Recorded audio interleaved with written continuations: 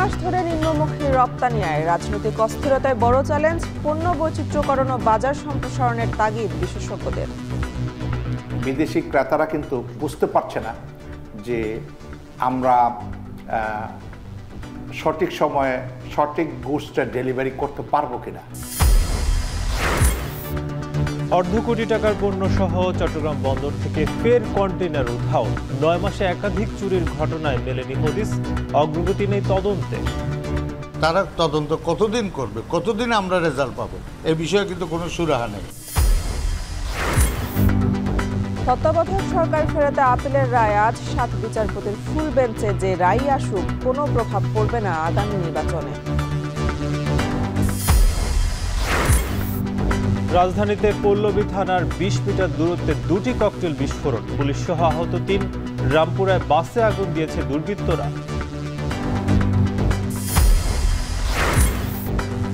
এবং ভারতকে হারিয়ে সুখবর পেল বাংলাদেশ, ফিফা র্যাঙ্কিংয়ে ৩ ধাপ উন্নতি হামজা সমিতির, ৯ বছরের মধ্যে সেরা অবস্থান।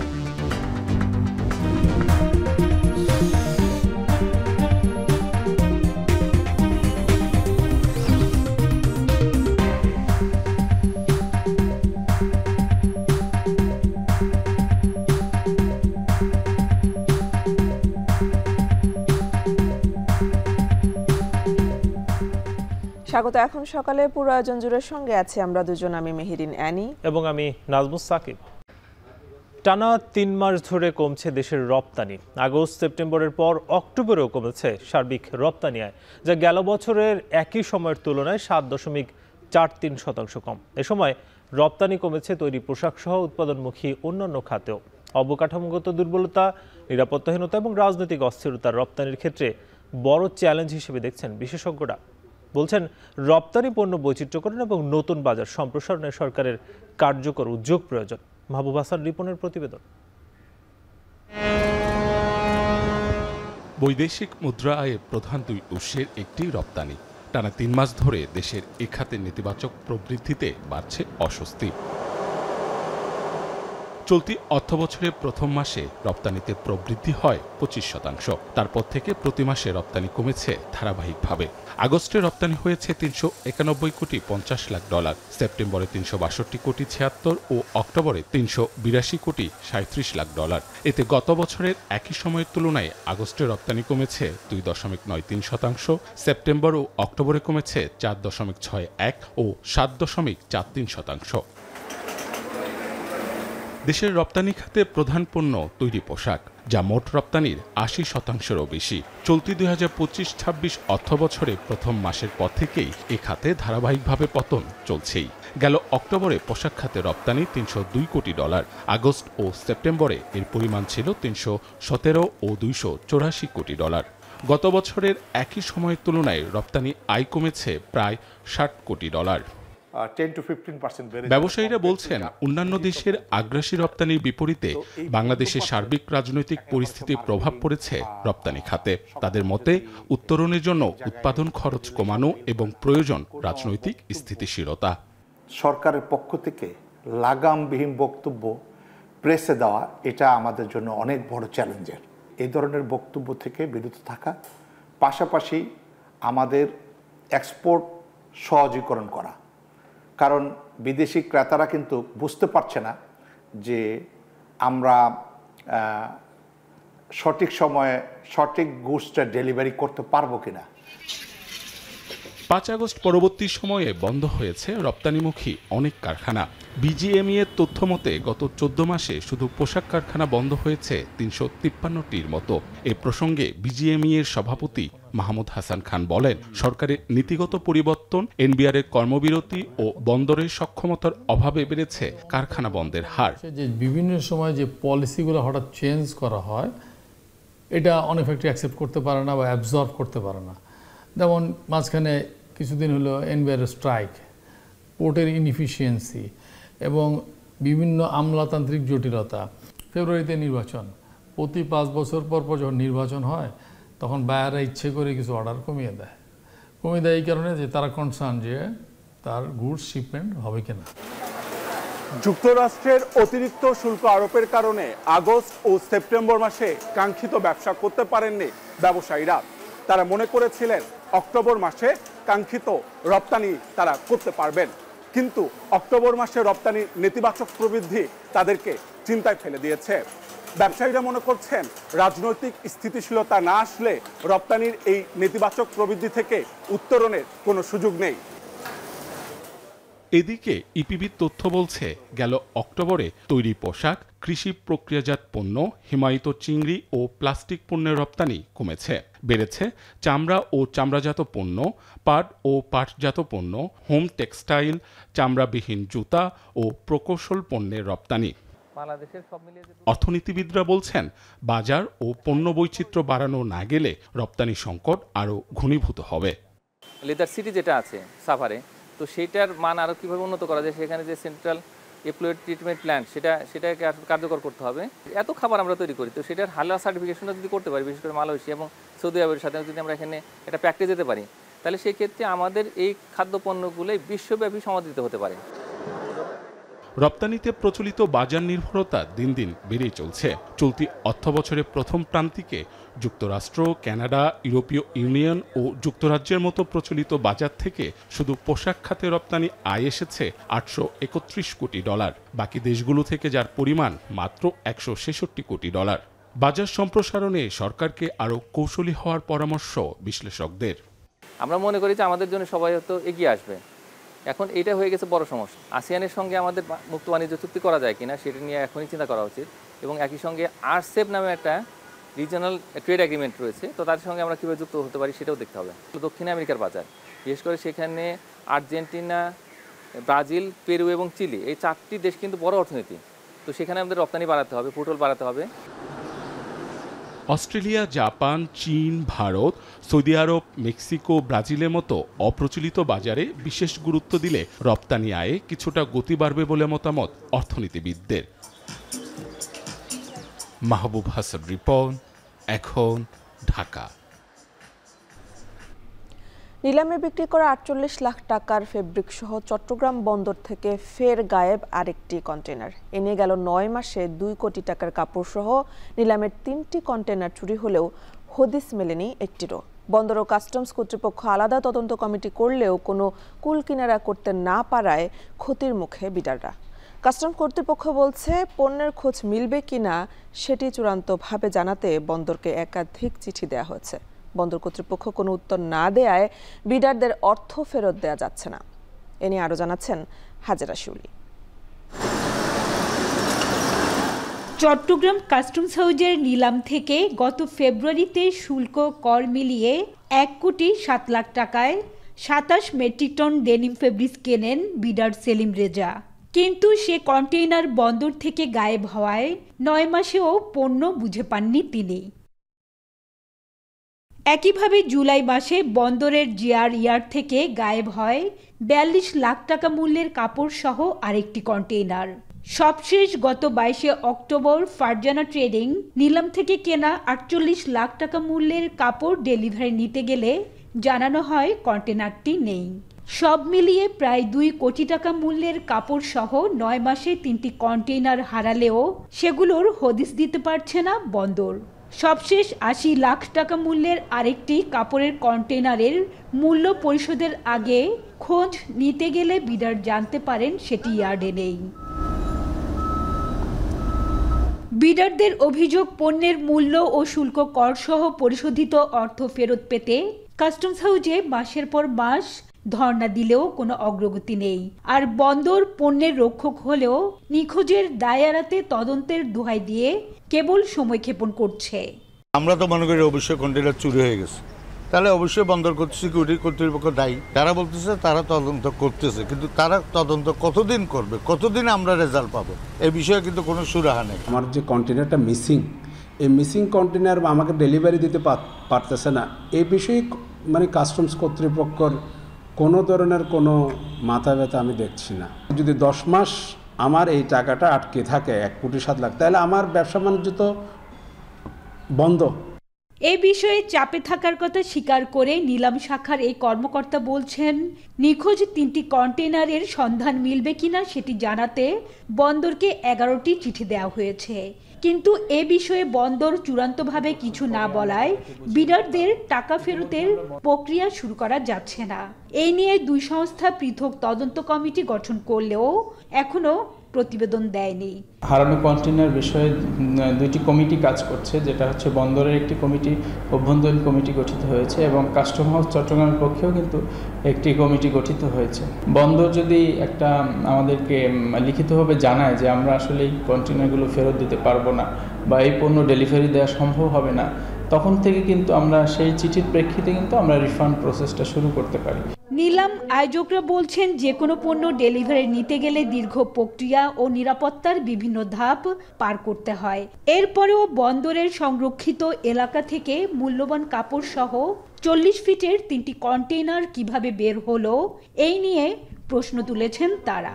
এতে নিলামে বিডারদের অংশগ্রহণ কমেছে বলে অভিযোগ তাদের। এলপিজি বিষয়ে কাজ করতে হয়, ওয়ান স্টপে কাজ করতে হয়, টার্মিনাল ভবনে কাজ করতে হয়, কন্টেনার কিপ ডাউনের জন্য সাইড পাওয়ারের সাথে কাজ করতে হয়। 3 থেকে 4টা স্টেপ, সিকিউরিটি স্টেপ পার হয়ে ফাইনালি গাড়িটা বের হয় আর কি। তো এতগুলো স্টেপের মাধ্যমে কীভাবে আসলে এই ধরনের কন্টেনার গায়েব হবে, এটা বোধগম্য নয়। এসব ঘটনায় তদন্ত চলছে জানালেও কোনো বক্তব্য দেয়নি বন্দর কর্তৃপক্ষ। এতে নিলামে বিরূপ প্রভাব পড়ার কথা স্বীকার করেছেন কাস্টমস কর্তৃপক্ষ। হাজিরা শিউলি, এখন চট্টগ্রাম। রাত নামলেই রাজধানীবাসীর আতঙ্ক, বাসে আগুন কিংবা ককটেল বিস্ফোরণ। প্রতিদিনই কোথাও না কোথাও ঘটছে নাশকতার ঘটনা। বুধবার রাতে পল্লবী থানার মাত্র 20 মিটার দূরে পরপর 2টি ককটেল বিস্ফোরণে আহত হন একজন পুলিশ সদস্য সহ 3 জন। একই রাতে রামপুরা ব্রিজের কাছে বিটিভির সামনে দাঁড়ানো একটি বাসে আগুন ধরিয়ে দেয় দুর্বৃত্তরা। এই ঘটনায় সিসিটিভি ফুটেজ পর্যবেক্ষণ করে ব্যবস্থা নেওয়ার কথা জানিয়েছে পুলিশ। মেহরাব সুমনের প্রতিবেদন। রাত নামলেই আতঙ্কের নগরীতে পরিণত হয় রাজধানী। ককটেল বিস্ফোরণ, বাসে আগুন যেন এখন নিত্যদিনের ঘটনা। এদিকে বুধবার রাত 8:30টার দিকে রাজধানীর পল্লবী থানার 20 মিটার দূরে পরপর 2টি ককটেল বিস্ফোরণ ঘটায় দুর্বৃত্তরা। এতে করে এক পুলিশ সদস্য সহ কমপক্ষে 3 জন আহত হয়েছে। কোনো গ্রেফতার হয় না, আমরা ওই যে দেখতে চাই অভিযান পরিচালনা করব, কারা এটার সাথে ইনভলভ আমরা এটা দেখতে চাই। আমাদের এক সদস্য ওখানে ছিলেন, ও তো আহত, চিকিৎসা চলতেছে। অন্যদিকে রাত 10টার দিকে গাড়ির চালক রাতের খাবার গ্রহণ করতে গেলে রামপুরা বিটিভি ভবনের সামনে রাখা ভিক্টর ক্লাসিক নামের একটি বাসে আগুন ধরিয়ে দেয় দুর্বৃত্তরা। এতে করে মুহূর্তেই দাউ দাউ করে জ্বলে ওঠে গাড়িটি। আগুন লাগার খবর পেয়ে দ্রুত ফায়ার সার্ভিসের 2টি ইউনিট আগুন নিয়ন্ত্রণে আনে। এ ঘটনায় সিসিটিভি ক্যামেরা পর্যবেক্ষণ করে দুর্বৃত্তদের দ্রুত গ্রেফতারের চেষ্টা করছে বলে জানায় পুলিশ। প্রায় আধা ঘন্টা পরে একটা ফায়ার সার্ভিস আসছে, পরে মোটামুটি আগুনটা নিভছে, কিন্তু এর মধ্যে আমাদের অনেক ক্ষতি হয়ে গেছে, যারা অকল্পনীয়। আশেপাশে যে সমস্ত সিসি ক্যামেরা আছে আমরা এগুলো দেখছি, আসলে আগুন কি লাগাই দেওয়া হয়েছে বা অন্য কোনোভাবে লাগছে কিনা এটা তদন্ত হচ্ছে, তদন্ত করে আমরা এটা বের করব। ক্রমাগত সহিংসতায় আতঙ্ক আর অস্থিরতা বাড়ছে নগরবাসীর মধ্যে। রাজধানীর নিরাপত্তা পরিস্থিতি স্বাভাবিক রাখতে সতর্ক অবস্থানে রয়েছে আইন শৃঙ্খলা বাহিনী। মেহরাব সুমন, এখন, ঢাকা। তত্ত্বাবধায়ক সরকার ব্যবস্থা ফেরাতে আপিলের রায় আজ। দিনের কার্যতালিকার শীর্ষে রয়েছে এটি। গেল 11 নভেম্বর এই আপিলের 10ম দিনের শুনানি শেষে প্রধান বিচারপতি ডক্টর সৈয়দ রেফাত আহমেদের নেতৃত্বে 7 বিচারপতির আপিল বেঞ্চ 20 নভেম্বর রায়ের দিন ধার্য করেছিলেন। বুধবার রাতে হাইকোর্ট সূত্রে জানা যায়, বৃহস্পতিবার আপিল বিভাগের কার্যতালিকার শীর্ষে রাখা হয়েছে তত্ত্বাবধায়ক সরকার ব্যবস্থা সংক্রান্ত আপিলের রায়ের বিষয়টি। এর আগে তত্ত্বাবধায়ক ব্যবস্থা অন্তর্ভুক্ত করে সংবিধানের 13শ সংশোধনী জাতীয় সংসদে গৃহীত হয় 1996 সালে। এই সংশোধনীর বৈধতা চ্যালেঞ্জ করে অ্যাডভোকেট এম সলিমুল্লাহ সহ 3 জন আইনজীবী হাইকোর্টে রিট করেন। 2011 সালের 10 মে তত্ত্বাবধায়ক সরকার ইস্যুতে সংবিধানের 13শ সংশোধনী অবৈধ ঘোষণা করে তা বাতিল করেন সুপ্রিম কোর্টের আপিল বিভাগ। ঘোষিত রায়ের পর তত্ত্বাবধায়ক সরকার ব্যবস্থার বিলোপ সহ বেশ কিছু বিষয়ে আনা পঞ্চদশ সংশোধনী আইন সালের 30 জুন জাতীয় সংসদে পাস হয়।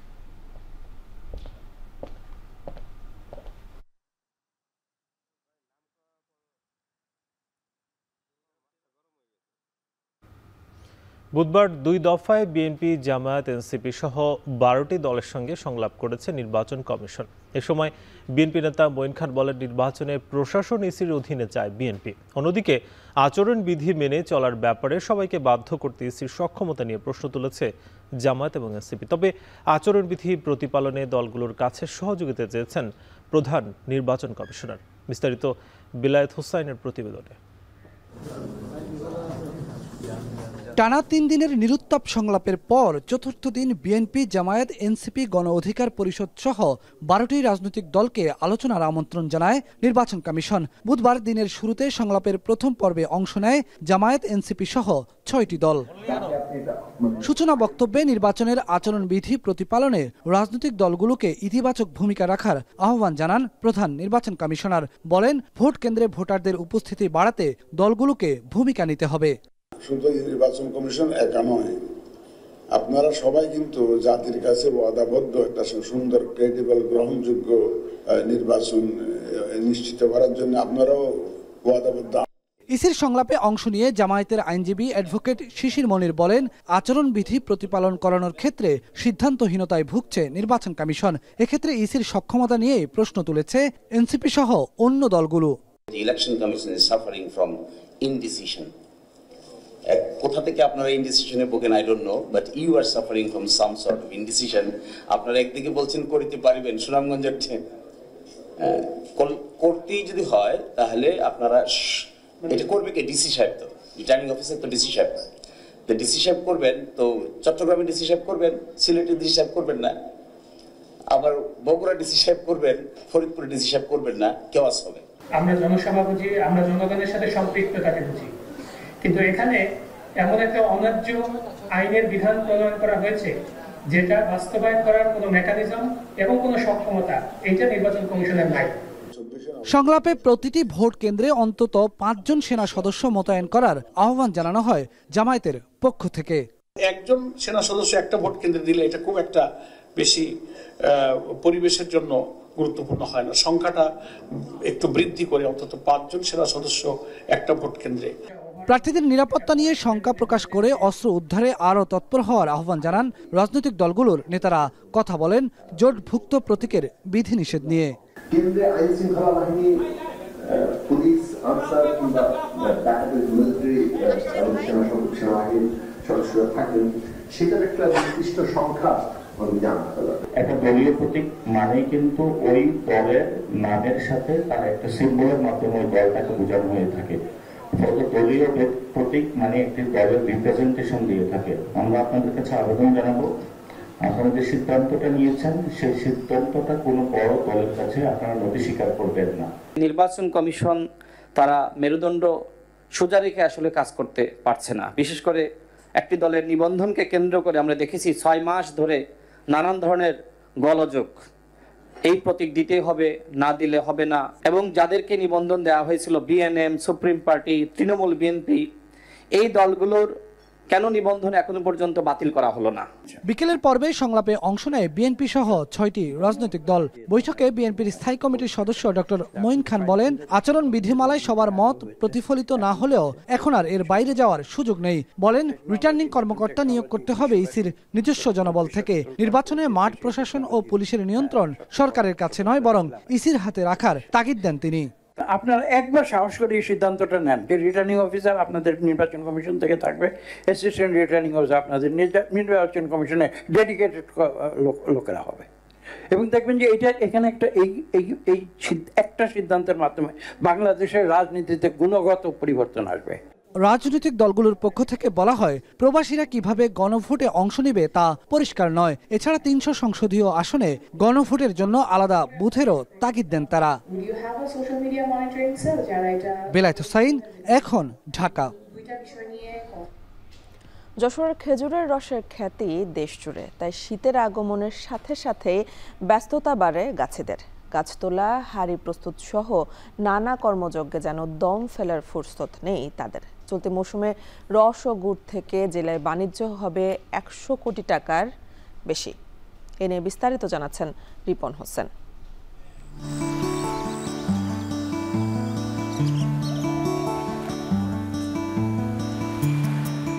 প্রকৃতির পালা বদলে ভোরের শিশির ভেজা ঘাস আর সামান্য কুয়াশার আবরণ জানান দিচ্ছে শিগগিরই আসছে শীত। তাই মৌসুম শুরু না হলেও গাছ তোলা, হাঁড়ি প্রস্তুত, রস জ্বালানোর চুলা তৈরির হিড়িক যশোরের গাছিদের।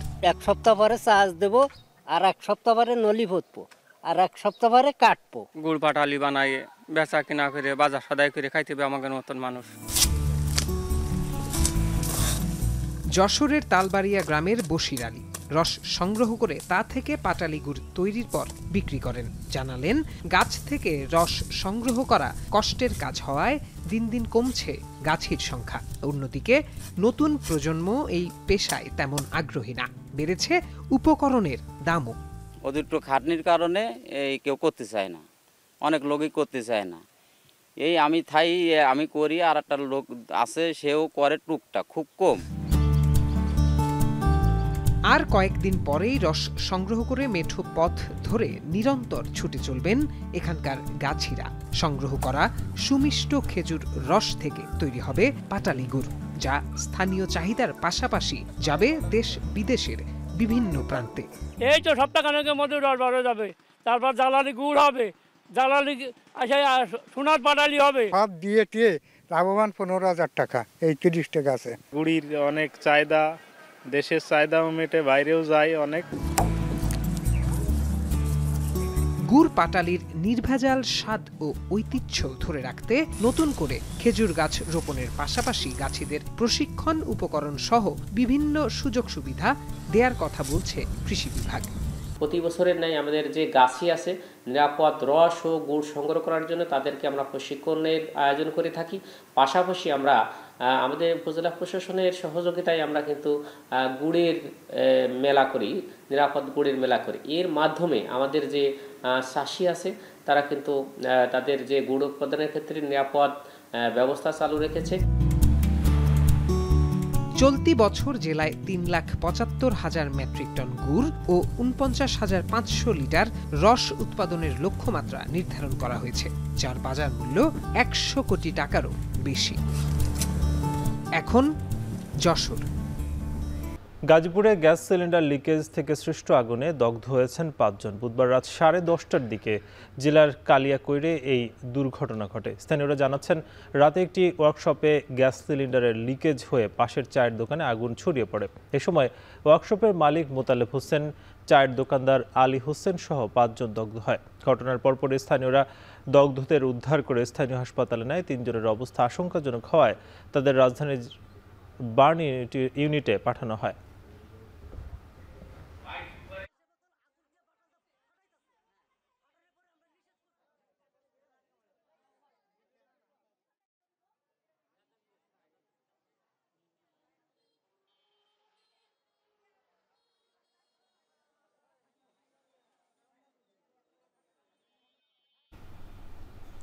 নভেম্বরের অপ্রত্যাশিত দুদিনের বৃষ্টি সংকটে ফেলেছে উত্তরের কৃষকদের। রোপণের পরপরই নষ্ট হয়েছে রসুন, পেঁয়াজ, সরিষা সহ বিশেষ কিছু ফসল। বিশেষ করে উঠতি রোপা আমন ধান বৃষ্টিতে ক্ষতিগ্রস্ত হওয়ায় দিশেহারা কৃষক। অসময়ের বৃষ্টিতে প্রায় 3 কোটি টাকার ক্ষতি প্রভাব পড়বে সামগ্রিক উৎপাদনে। তবে পুনর্বাসন প্রকল্পের মাধ্যমে ক্ষতি পুষিয়ে নেওয়ার কথা ভাবছে কৃষি বিভাগ। মাহবুব হোসেন জানাচ্ছেন বিস্তারিত। নভেম্বর মানেই হেমন্তের রোদেলা দিন। ঝকঝকে রোদে হাসি ফুটে ফসলের মাঠে, মিষ্টি রোদ্রে হেসে খেলে ওঠে সোনালী ফসল। কিন্তু এবছর নভেম্বর ধরা দিল ভিন্ন রূপে। টানা 2-3 দিনের বৃষ্টি সংকটে ফেলেছে উত্তরের কৃষকদের।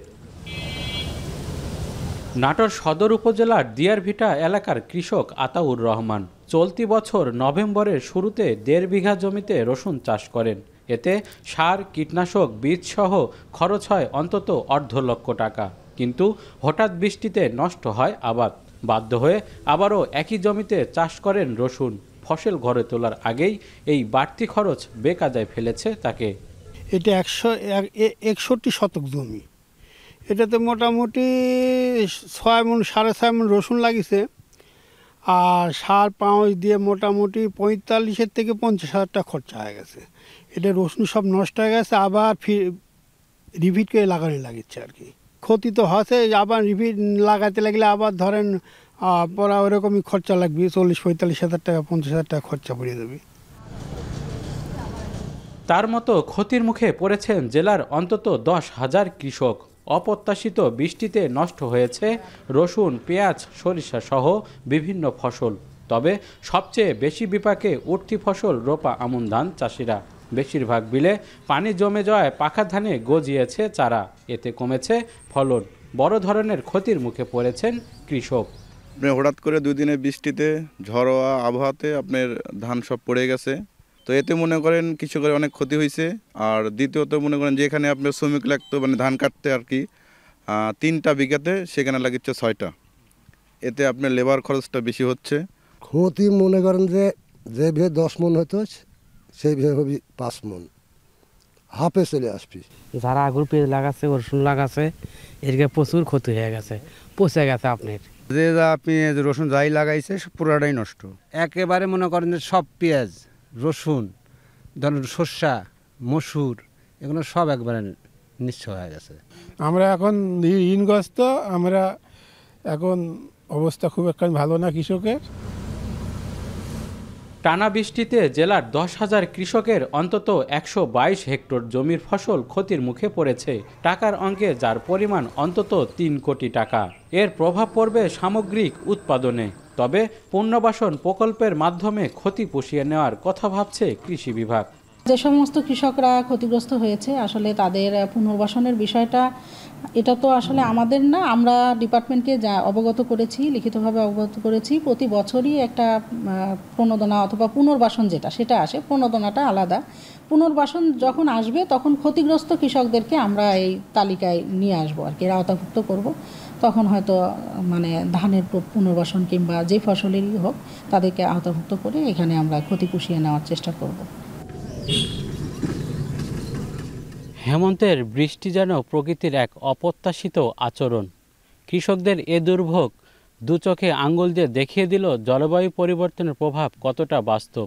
তবে নভেম্বর বৃষ্টি যদি নিয়মিত রূপ নেয় তাহলে ভাবতে হবে দেশের কৃষি নিয়ে নতুন করে। সে সাথে আর্থিক ক্ষতির প্রভাব পড়বে পুরো অর্থনীতিতে।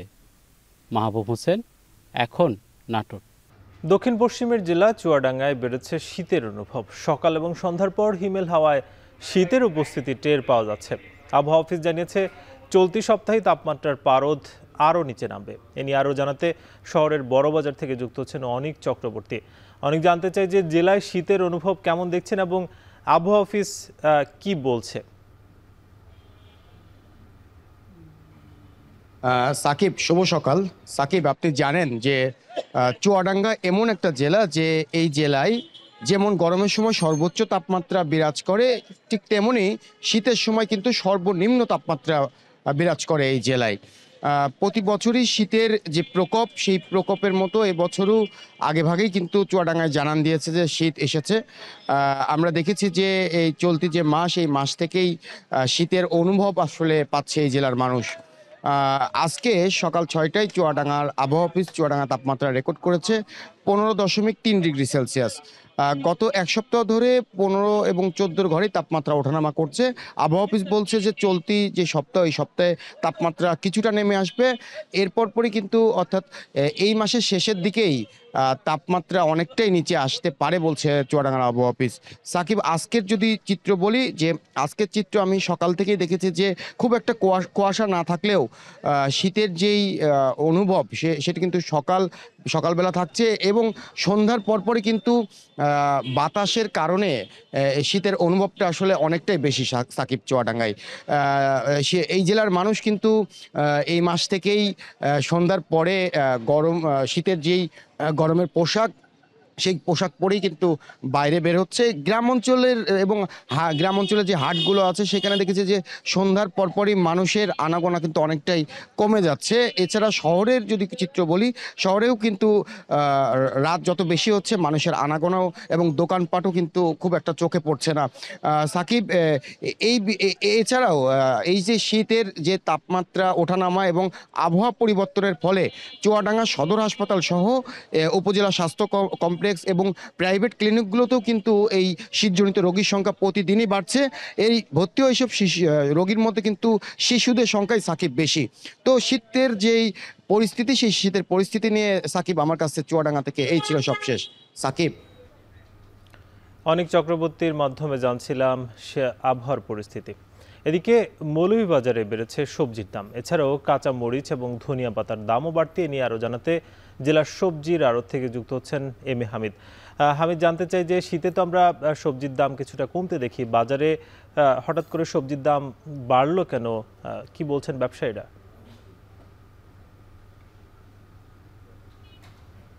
সাকিব, মৌলভীবাজারে কিন্তু গত এক সপ্তাহ থেকে সবজির দাম বাড়তির দিকে। কারণ হিসাবে ব্যবসায়ীরা বলছেন যে যে বৃষ্টি হয়েছিল গত এক সপ্তাহ আগে, সেই বৃষ্টির কারণে কিন্তু মাঠ পর্যায়ে থেকে সবজি বাজারে আসতে পারেনি, যার কারণে প্রতিটা সবজির দাম বেড়ে গিয়েছে। আমি যদি এখানকার শীতের সবজির মধ্যে ফুলকপি, বাঁধাকপি, টমেটো এইগুলোর কথা বলি, তাহলে বাঁধাকপি এখন 90 থেকে 100 টাকায় বিক্রি হচ্ছে এবং ফুলকপি 100 থেকে 120 টাকা, টমেটো 120 থেকে 30 টাকা, বেগুন 60 টাকা, বরবটি 60 টাকা। এগুলো কিন্তু খুচরা বাজারে আরো বেশি দামে বিক্রি হচ্ছে। পাইকারি বাজারে শিম বিক্রি হচ্ছে 100 টাকা থেকে 110 টাকায়, কিন্তু সেটা খুচরা বাজারে গিয়ে 130 থেকে 40 বা 50 টাকা কোথাও কোথাও বিক্রি হচ্ছে। টমেটো পাইকারি বাজারে বিক্রি হচ্ছে 80 থেকে 90 টাকা, কিন্তু সেটা খুচরা বাজারে গিয়ে 130 বা 40 টাকাতে চলে যাচ্ছে। অর্থাৎ প্রতিটি সবজি কিন্তু খুচরা বাজারে 30 থেকে 40 টাকা বেশি দরে বিক্রি হচ্ছে। অপরদিকে পাইকারি বাজারে সে সবজির দাম অনেকটা কম আছে। কাঁচামরিচ 130-120 টাকা বিক্রি হচ্ছে পাইকারি বাজারে এবং সেটা খুচরা বাজারে গিয়ে 200 থেকে 220 টাকা বিক্রি হচ্ছে। ধনিয়া পাতা 90 থেকে 100 টাকায় বিক্রি হচ্ছে কেজিতে পাইকারি বাজারে, কিন্তু সেটা খুচরা বাজারে গিয়ে 200 থেকে 250 টাকা কেজিতে বিক্রি হচ্ছে। সার্বিকভাবে বলা যায় মৌলভীবাজারে প্রতিটি সবজির দামই কিন্তু এখন বাড়তির দিকে। আমি অনেক ভোক্তার সাথে কথা বলেছিলাম, তারা বলেছেন যে সাধারণ খেটে খাওয়া মানুষ কিন্তু সবজি করে ঠিক মতো খেতে পারছে না, কারণ ভোক্তা অধিকার বা প্রশাসনের কোনো নজরদারি বাজারে না থাকার কারণে সবজির দাম বাড়তির দিকে। তারা বলছেন যে যদি ভোক্তা অধিকার বা প্রশাসন সবজি বাজারের দিকে নজর দেয়, তাহলে সেক্ষেত্রে হয়তো সবজির দামটা সহনীয় পর্যায়ে চলে আসবে। আমি কথা বলেছিলাম সবজি আড়তদারদের সাথে, তারা আমাকে জানিয়েছেন যে আগামী কয়েকদিনের মধ্যে হয়তো সবজির দাম আরো অনেকটাই নেমে আসবে এবং টমেটোর দাম 60 থেকে 80 টাকায় বিক্রি হবে। অন্যান্য সবজির দামগুলো নেমে আসবে, কারণ এখন বৃষ্টি নাই, সবজির আমদানি বেড়েছে এবং এই বিষয়টি আগামী সপ্তাহে হয়তো খুচরা বাজারের প্রভাব পড়বে। কিন্তু সবসময় দেখা যায় যে খুচরা বাজারে প্রচুর পরিমাণে সবজির দাম বেশি থাকে, সেগুলা ভোক্তারা বলছেন যে ভোক্তা অধিকার বা প্রশাসন সেদিকে নজর দিবে এবং নজর দিলেই কিন্তু সহনীয় পর্যায়ে নেমে আসবে। এই ছিল আমার কাছে মৌলভীবাজার থেকে সবজি বাজার নিয়ে সবশেষ। সাকিব, এম এ হামিদের মাধ্যমে জানছিলাম বাজার পরিস্থিতি। রাঙামাটি জেলা পরিষদের 21 নভেম্বর শিক্ষক নিয়োগ পরীক্ষায় বৈষম্যের প্রতিবাদে কোটা বিরোধী ঐক্যজোটের ডাকে সকাল 6টা থেকে শুক্রবার সন্ধ্যা 6টা পর্যন্ত 36 ঘন্টার হরতাল চলছে। এ নিয়ে আরও জানাতে রাঙামাটি থেকে যুক্ত আছেন সহকর্মী জিয়াউর রহমান জুয়েল। হরতালে জেলার সার্বিক পরিস্থিতি কি জানাবেন, আর কোনো ধরনের অপ্রীতিকর ঘটনা ঘটেছে কিনা জানাবেন? এনি যেমনটি আপনি বলছিলেন যে আজ সকাল 6টা থেকে মূলত আগামীকাল সন্ধ্যা 6টা পর্যন্ত 36 ঘন্টার যে হরতাল সেটি ডেকেছিল কোটা বিরোধী শিক্ষার্থীরা, এবং একই সঙ্গে যেটি আগামীকাল 21শে নভেম্বর যে জেলা পরিষদের প্রাথমিক শিক্ষক নিয়োগের যে পরীক্ষা রয়েছে সেটিকে কেন্দ্র করেই মূলত এই হরতালের ডাকটি তারা দিয়েছেন। আমরা সকাল থেকে দেখেছি একেবারে কোনো যানবাহন চলাচল করছে না, একেবারে যে রাঙ্গামাটি শহর থেকে দূরপাল্লার বিশেষ করে বান্দরবান, রাঙ্গামাটি থেকে চট্টগ্রাম, ঢাকা এবং খাগড়াছড়ি, বান্দরবান এই এই 4টি রুটেই মূলত কোনো প্রকার যানবাহন সেরে যায়নি সকাল থেকে। একই সঙ্গে জেলা সদরের সঙ্গে যে নৌ যোগাযোগের 8টি উপজেলার সঙ্গে রয়েছে, সেখানেও আসলে নৌ চলাচল সব ধরনের নৌ চলাচল বন্ধ রয়েছে। আমরা এখানে যারা এই হরতালটি পালন করছে, আমরা দেখেছি যে প্রতিটি গুরুত্বপূর্ণ স্থাপনায় তারা পাশে থেকেই মূলত এই হরতালটি তারা পালন করছেন এবং সর্বাত্মক হরতালের তারা সেটি এখানে হরতালটি তারা পালন করছেন। আমরা কথা বলেছিলাম যারা এই হরতালটি ডেকেছে, তারা বলছেন যে রাঙ্গামাটি জেলা পরিষদ যে নিয়োগ প্রক্রিয়া বাস্তবায়ন করে, সেটি আসলে মূলত সেখানে দুর্নীতি হয়, ব্যাপক অনিয়ম হয় এবং রাষ্ট্রীয় যে 97% যে সর্বশেষ হাইকোর্টের রিট অনুযায়ী 97% মেধা তালিকায় এবং একই সঙ্গে 5% যে মুক্তিযোদ্ধা, 1% ক্ষুদ্র নৃগোষ্ঠী এবং 1% যে প্রতিবন্ধী কোটা রয়েছে, সেই কোটার তারা পালন করে না। এখানে যেটি অভিযোগ রয়েছে অন্তত 70 থেকে 72% তারা পাহাড়ি কোটায় এখানে নিয়োগ প্রক্রিয়াটি সম্পন্ন করেন, বাকি 30 বা 28% তারা অন্যান্য বাঙালি এই কোটাগুলোতে তারা নিয়োগ প্রক্রিয়া দেন। এই বিষয়টি দীর্ঘদিন ধরে চলে আসছে, এই কারণেই তারা বেশ কয়েক দফা এই নিয়োগ প্রক্রিয়া বন্ধের জন্য এবং এটি সংশোধনের জন্য তারা দাবি জানিয়েছেন। সর্বশেষ গতকাল একটি সংবাদ সম্মেলন করে কোটা বিরোধী যে শিক্ষার্থী ঐক্যজোট রয়েছে তারা এই হরতালটির ডাক দিয়েছেন এবং আগামীকাল সন্ধ্যা পর্যন্ত সেটি বলবৎ থাকবে বলে তারা জানিয়েছেন। এখন পর্যন্ত এই রাঙ্গামাটি শহরের কোথাও কোনো প্রকার আইন শৃঙ্খলা পরিস্থিতির অবনতি ঘটেনি। কোনো আইন শৃঙ্খলা পরিস্থিতির পাহারা দেওয়ার জন্য সর্বাত্মক যে আইন শৃঙ্খলা বাহিনী রয়েছে তারা সবকটি গুরুত্বপূর্ণ স্থাপনায় পাহারায় রয়েছেন। রাঙ্গামাটি থেকে এই ছিল আমার কাছে সবশেষ। রাঙ্গামাটিতে 36 ঘন্টার হরতাল চলছে, সে খবরে জানাচ্ছিলেন সহকর্মী জিয়াউর রহমান জুয়েল। শীতকালীন ঝড় বৃষ্টিতে বাস্তুচ্যুত ফিলিস্তিনিদের প্রায় $4.5 মিলিয়ন ক্ষয়ক্ষতি হয়েছে বলে জানিয়েছে গাজা কর্তৃপক্ষ। শীতে গরম কাপড়, জ্বালানি সংকট এবং ইসরায়েলের যুদ্ধবিরতির শর্ত লঙ্ঘনে জীবন যুদ্ধে নতুন করে হিমশিম খেতে হচ্ছে লাখ লাখ ফিলিস্তিনিকে। শীত নিবারণ তো দূরের কথা, রান্না করে খাওয়ার উপায় নেই বেশিরভাগ গাজাবাসীর। তৌহিদুর রহমানের প্রতিবেদন। যুদ্ধবিরতিতেও দুর্দশা কমেনি গাজাবাসীর। নানা অজুহাতে হত্যাযোগ্য এবং মানবিক সহায়তা প্রবাহে ইসরায়েলি বাধায় এখনও গভীর সংকটে অবরুদ্ধ ভূখণ্ডটি। এর মধ্যেই মরার উপর খাড়ার ঘা হয়ে হানা দিয়েছে শীতকাল। ঠান্ডা হাওয়া এবং শীতকালীন বৃষ্টি লাখ লাখ বাস্তুচ্যুত গাজাবাসীর কষ্টকে আরও বাড়িয়ে দিয়েছে। শীত থেকে রক্ষায় কোনো বন্দোবস্তই নেই অস্থায়ী তাঁবুতে। রোগ ব্যাধি বাড়ার পাশাপাশি তীব্র শীতে মৃত্যুর সংখ্যাও প্রকট হচ্ছে। পানি গরম করার জ্বালানিটুকু নেই তাদের কাছে, তাই কাগজের টুকরো পুড়িয়ে শীত থেকে বাঁচার লড়াই করছেন ফিলিস্তিনিরা। أواعي لليوم ما جناش أواعي شتوية للأولاد وقاعدين من البرد مش عارفين ننام، إحرامات نفسنا يجينا حرام في هالسقعة. يعني بدنا فطور، بدنا نقعد فيها 3 ساعات 4 ساعات، نسوي لهم شوية فطور ولا كاسة شاي ولا كاسة حليب إذا وجد. صرت أجري أنا والبنات، هاي فراشنا جوا، كنا نايمين بناتي نايمين جوا، بالليل بخبز লাই কুলহা ওগাত রুহনা নিমনা বাররা। শীতকালীন ঝড় বৃষ্টির হানায় 22,000 তাঁবু ছাড়াও খাবার, ওষুধ ও রান্নার সরঞ্জাম মিলিয়ে প্রায় $4.5 মিলিয়ন ক্ষতি হয়েছে বলে দাবি হামাস নিয়ন্ত্রিত গাজা কর্তৃপক্ষের। কষ্ট কিছুটা লাঘব করতে 3 লাখ নতুন তাঁবুর জরুরি প্রয়োজন বলে জানিয়েছে বিভিন্ন স্বেচ্ছাসেবী সংগঠন। এমন পরিস্থিতিতে গাজা উপত্যকায় ত্রাণ প্রবাহে ইসরায়েলি বিধিনিষেধ তুলে নেয়ার জোর আহ্বান জানিয়েছে জাতিসংঘ। On the ground in Gaza, the Office for the Coordination of Humanitarian Affairs stresses that we and our partners remain committed to providing life-saving support, including shelter. Humanitarians continue to distribute tents, tarpaulins, and other essential items to affected families and assess people's needs to guide the response. শীতে পুরো গাজা উপত্যকায় সহায়তা কার্যক্রম চালিয়ে নিতে $18 million বরাদ্দ দেওয়া হয়েছে বলে জানিয়েছে জাতিসংঘ। খাদ্য, সুপেয় পানি, স্বাস্থ্য, আশ্রয় এবং সুরক্ষার জন্য 30টির বেশি প্রকল্পের আওতায় তহবিলের অর্থ কাজে লাগাতে কাজ শুরু করেছে বলে জানিয়েছে সংস্থাটি। তৌহিদুর রহমান, এখন বিশ্ব। এশিয়ান কাপ বাছাইয়ে ভারতকে হারানোর পরদিন আরেকটি সুখবর পেয়েছে বাংলাদেশ। ফিফা র্যাঙ্কিংয়ে 3 ধাপ এগিয়েছেন জামাল হামজারা। 183 থেকে 180 নম্বরে উঠে এসেছে বাংলাদেশ, যে গেল 9 বছরের মধ্যে সেরা অবস্থান। 18 নভেম্বর জাতীয় স্টেডিয়ামে শেখ মুরসালিনের একমাত্র গোলে 22 বছর পর ভারতকে হারানোর স্বাদ পায় লাল সবুজরা। এদিকে এবারের ফিফা উইন্ডোতে ভারতের আগে নেপালের সাথে খেলেছেন হামজা সমিতরা। সেই ম্যাচে এগিয়ে গেলেও জিততে পারেনি বাংলাদেশ। শেষ মুহূর্তের গোল হজমে 2-2 ব্যবধানে ম্যাচটি ড্র করেছিল স্বাগতিকরা। 2 ম্যাচ থেকে 17.13 রেটিং পয়েন্ট পেয়েছে হেভিয়ার ক্যাবরেরার দল। সব মিলিয়ে বাংলাদেশের রেটিং পয়েন্ট 911.19। বাংলাদেশের কাছে হেরে 6 ধাপ অবনমন হয়েছে ভারতের। যথারীতি শীর্ষে আছে স্পেন, 2 আর্জেন্টিনা এবং 3 ফ্রান্স।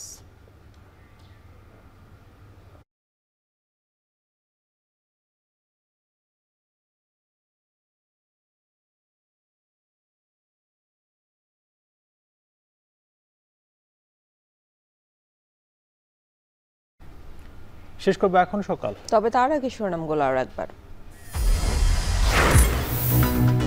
3 মাস ধরে নিম্নমুখী রপ্তানি আয়, রাজনৈতিক অস্থিরতায় বড় চ্যালেঞ্জ, পণ্য বৈচিত্র্যকরণ ও বাজার সম্প্রসারণের তাগিদ বিশেষজ্ঞদের। বিদেশি ক্রেতারা কিন্তু বুঝতে পারছে না যে আমরা সঠিক সময়ে সঠিক গুডসটা ডেলিভারি করতে পারবো কিনা। অর্ধ কোটি টাকার পণ্য সহ চট্টগ্রাম বন্দর থেকে ফের কন্টেইনার উধাও।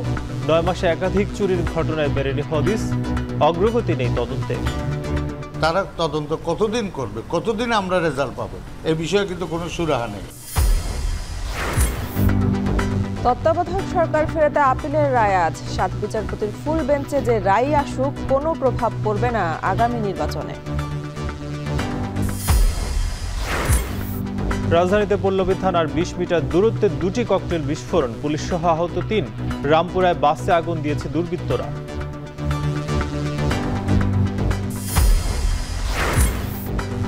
এবং ভারতকে হারিয়ে সুখবর পেল বাংলাদেশ। ফিফা র্যাঙ্কিংয়ে 3 ধাপ উন্নতি, হামজা শমীদদের 9 বছরের মধ্যে সেরা অবস্থান।